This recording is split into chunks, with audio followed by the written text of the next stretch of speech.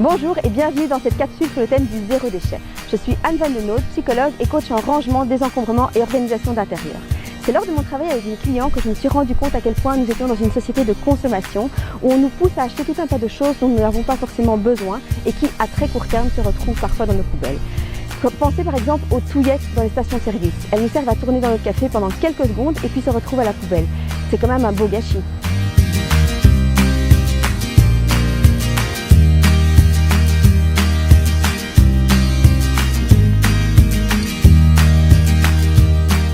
C'est comme ça que j'ai commencé à m'intéresser à la thématique du zéro déchet.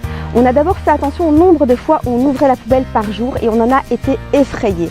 C'est comme ça que la démarche est amorcée dans ma famille. Toujours une chose à la fois, tout en douceur, en me rappelant à chaque fois la légende du petit colibri que j'avais entendu raconter lors d'une conférence par Pierre Rabhi. C'est une légende amérindienne. Elle raconte que lors d'un incendie de forêt assez important, tous les animaux de la forêt sont partis se réfugier, se mettre à l'abri. Le petit colibri, lui, allait chercher toutes les petites gouttes d'eau qu'il pouvait trouver partout pour aller le jeter sur le feu. Les autres animaux se sont bien sûr dit qu'il était complètement fou, que jamais il n'arriverait à éteindre le feu tout seul. Sauf que lui, il s'est dit, moi, au moins, je fais ma part. Alors c'est vrai que c'est une légende, mais le message est tellement juste. Le zéro déchet, c'est ça. C'est pas un effet de mode, c'est une réelle nécessité pour nous, pour nos enfants, pour notre famille et pour l'avenir de notre planète.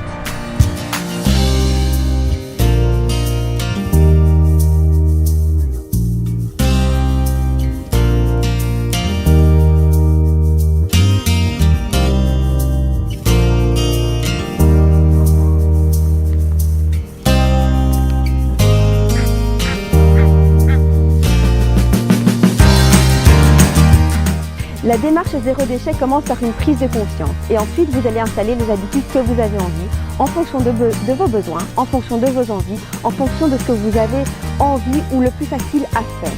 Et puis l'important au final c'est de consommer moins mais mieux. Il n'y a pas vraiment de bonne façon de fonctionner, il n'y a pas de bonne façon d'installer le zéro déchet, c'est chacun en fonction de ses envies, en fonction de son rythme.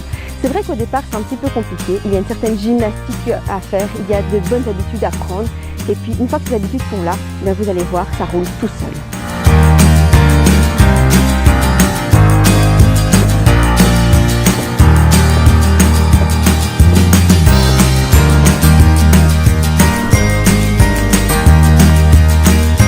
Dans certaines communes, il y a des actions zéro déchet qui sont lancées avec une participation citoyenne active.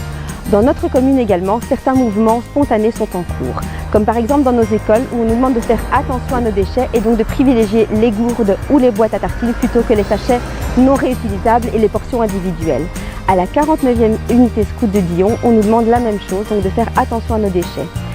Lors des manifestations sur notre commune et à la 49e également, on nous propose des gobelets réutilisables moyennant caution lors des événements.